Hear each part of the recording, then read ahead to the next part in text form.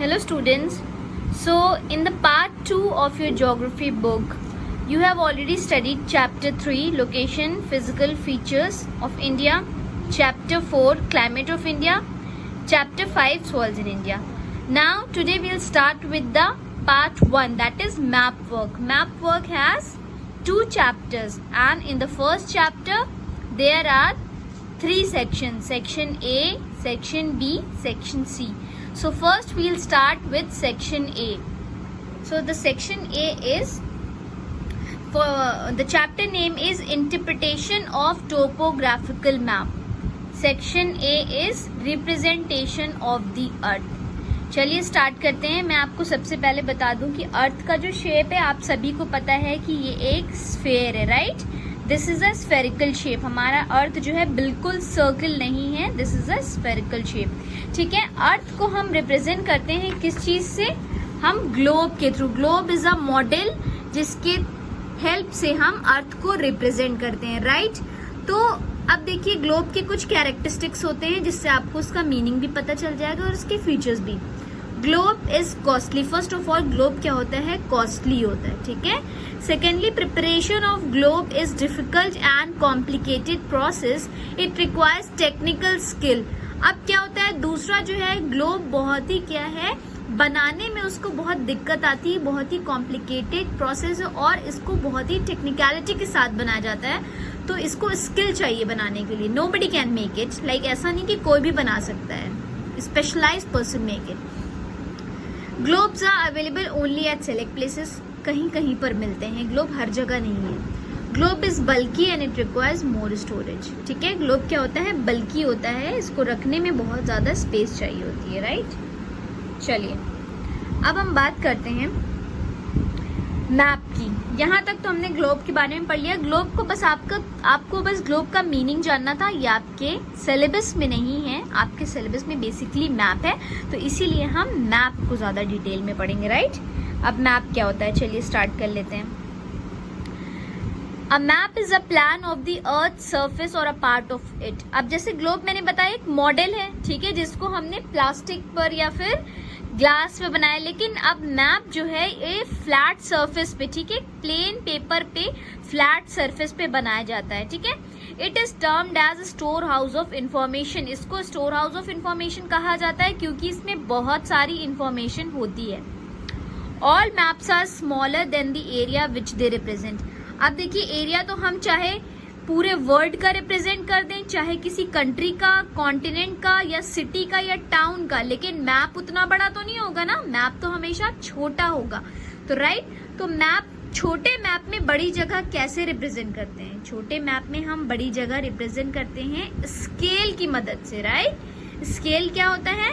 अब मैं आपको बताती हूँ कि स्केल वो होता है जैसे कि अगर मान लीजिए कि हम अर्थ में देख रहे हैं कि 2 जगह पे 2 किलोमीटर का डिफरेंस है. लाइक फॉर एग्जाम्पल हम बात कर लेते हैं नैनी से लेकर मीरापुर में अगर हम बात कर लेते हैं 4 किलोमीटर का डिफरेंस है.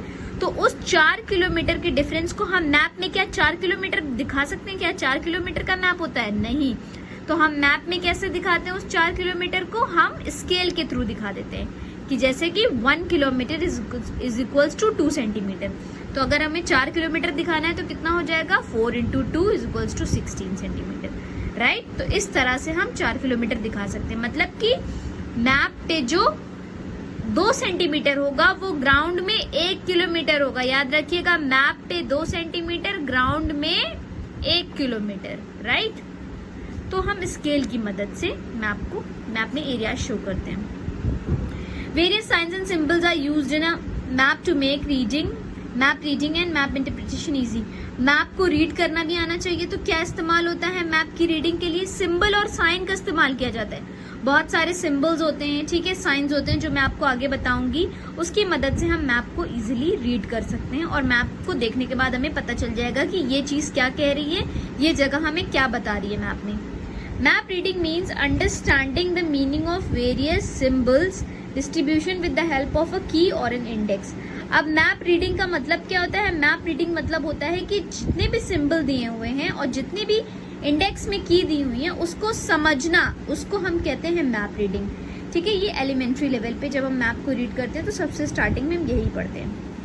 Sixth is map interpretation means to understand the pattern of distribution represented in the map to find out the reasons as to why there is a concentration of feature at a particular place. It is done at advanced level. अभी तो map हमने reading पढ़ी, अब हम बात करते हैं map interpretation की। मैप इंटरप्रिटेशन का मतलब होता है कि पैटर्न ऑफ डिस्ट्रीब्यूशन, जैसे कि मान लीजिए कोई जगह जंगल डिस्ट्रीब्यूटेड है, ठीक है, कोई बहुत ज्यादा स्कैटर्ड है, कोई बहुत ज्यादा क्या है घने डेंस जंगल है, ठीक है, तो रीजन क्या है, ठीक है, क्यों इस तरह से चीजें हैं मैप में, हम इसको कैसे इंटरप्रेट कर पाते हैं और कैसे इंटरप्रेट कर पाते हैं वो हम इसमें स्टडी करते हैं मैप इंटरप्रिटेशन में। तो ये नेक्स्ट स्टेप है। चलिए अब हम कैरेक्टरिस्टिक्स ऑफ मैप के बारे में बात करते हैं। What is characteristics of map? A map is relatively cheaper, reproducing multiple copies of map is more economical. अब होता क्या है, मैप रिलेटिवली चीपर है, राइट। मैप को बनाना ग्लोब के जितना महंगा नहीं है, क्योंकि मैप सस्ता होता है, पेपर पीस होता है, हाँ उसमें प्रिंटिंग उसका ज्यादा कॉम्प्लिकेटेड होता है, बट ठीक है, it's at least cheaper than the globe. Reproducing multiple copies of a map is more economical. ठीक है, आप देखिए एक बार मैप प्रिपेयर हो गया, उसके बाद उसकी चाहे आप 100 या 200 कितनी भी कॉपी निकाल लें, ठीक है, unlimited. Preparation of base map is technical and difficult process. However, once the base map is prepared and printed in atlas, we can easily trace that map with the minimum technical skill. अभी मैंने आपको बताया ना, पहला map जो सबसे base map होता है उसको बनाना ऑब्वियसली बहुत डिफिकल्ट होता है। छोटी छोटी जगह, कलर्स, सिंबल, साइन सब कुछ देना पड़ता है। तो एक बार अगर वो बन गया तो उसके बाद उसको फोटोकॉपी कराना बहुत आसान है। Maps are available everywhere. These can be easily sent to any part of the world. Map हर जगह अवेलेबल होता है, हम कहीं भी आसानी से भेज सकते हैं। उसको क्या बोलते हैं, स्टोर करने का कॉस्ट भी बहुत ज़्यादा नहीं होता है, बहुत स्पेस नहीं लेता, ठीक है। About 5000 maps can be stored in a space occupied by one globe. जितनी जगह में हम एक ग्लोब को रखते हैं उतनी जगह में हम 5000 मैप रख सकते हैं, राइट। ट्रांसपोर्ट करना भी बहुत ईजी है, ठीक है। अब देखिए maps can be sent by the internet. अब तो आजकल इंटरनेट में भी जीपीएस की फैसिलिटी से मैप एक्सेस किया जा सकता है। आपके सबको पता है ना कि गूगल मैप्स होते हैं सबके फोन में, ठीक है। These have become popular and useful due to global positioning system. GPS मतलब होता है global positioning system. GPS represent your location on the map of a local area. अब जीपीएस होता क्या है कि आपकी लोकेशन को बताता है, किसी लोकल एरिया में आप जहाँ रहते हैं वहां पे आपकी लोकेशन को डिपिक्ट करता है, ठीक है, जीपीएस जो होता है। The entire earth can be seen on the map, therefore the study of the earth's surface and the analysis of the distribution of various features become easy. अब आपको पता है कि हम पूरे अर्थ को बना सकते हैं मैप में, तो क्या होता है कि इस अर्थ के सरफेस की स्टडी बहुत आसान हो जाती है मैप की मदद से, राइट। चलिए देखते हैं 7th one. Maps can be drawn on various scale as per our requirement. हम अपनी रिक्वायरमेंट के हिसाब से किसी भी स्केल पे बना सकते हैं। अभी स्केल की बात की थी ना मैंने। For example, in order to study the entire world we prepare world map which is as small scale map. अब आप ही बताइए कि अगर हम पूरी दुनिया को एक मैप पे दिखाएंगे तो ऑब्वियस सी बात है हमको स्केल बहुत छोटी लेनी पड़ेगी, राइट। अगर हम पूरी दुनिया को दिखाएंगे तो मतलब कि हमको 1 सेंटीमीटर में कम से कम कितना 1000 किलोमीटर या 5000 या 10,000 किलोमीटर दिखाना पड़ेगा। मतलब कि मैप पे अगर 1 सेंटीमीटर है तो उसका मतलब है कि वो जमीन पे 10 लाख किलोमीटर या 10,000 किलोमीटर होगा, राइट। तभी हम दिखा पाएंगे, वरना क्योंकि मैप तो वही साइज होगा, राइट। मैप का साइज नहीं चेंज होगा, लेकिन हमारे जो हम लोकेशन ले रहे हैं, जैसे कंट्री ले रहे हैं, कॉन्टिनेंट ले रहे हैं, वर्ल्ड ले रहे हैं, वो तो बढ़ता जाएगा ना। तो मैप छोटा रहेगा तो क्या कर देंगे, मैप की स्केल छोटी कर देते हैं। The scale of such map is, अब देखिए वर्ड मैप की स्केल देखिए टेक्निकली होती क्या है, जो प्रिसाइजली होती है 1:20 बिलियंस, ठीक है। और 1 सेंटीमीटर टू 2000 किलोमीटर। मतलब कि 1 सेंटीमीटर जो होता है मैप पे वो ग्राउंड पे कितना होता है, 2000 किलोमीटर। ग्राउंड पे 2000 किलोमीटर माना जाएगा, राइट।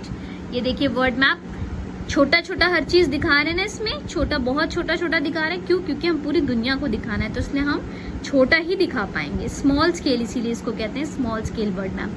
हम हर जगह, इंडिया छोटा सा दिख रहा है, ठीक है, हमको हर जगह छोटी छोटी दिख रही है, लेकिन अगर हम यही इंडिया का मैप बनाएंगे तो बहुत बड़ा सा बन जाएगा, उसमें हमें एक एक जगह आसानी से दिखेगी। तो वर्ल्ड मैप को क्या कहा जाता है? स्मॉल स्केल मैप, क्योंकि ये मैप भले ही बड़ी जगह को दिखाता हो बट इसकी स्केल छोटी होती है।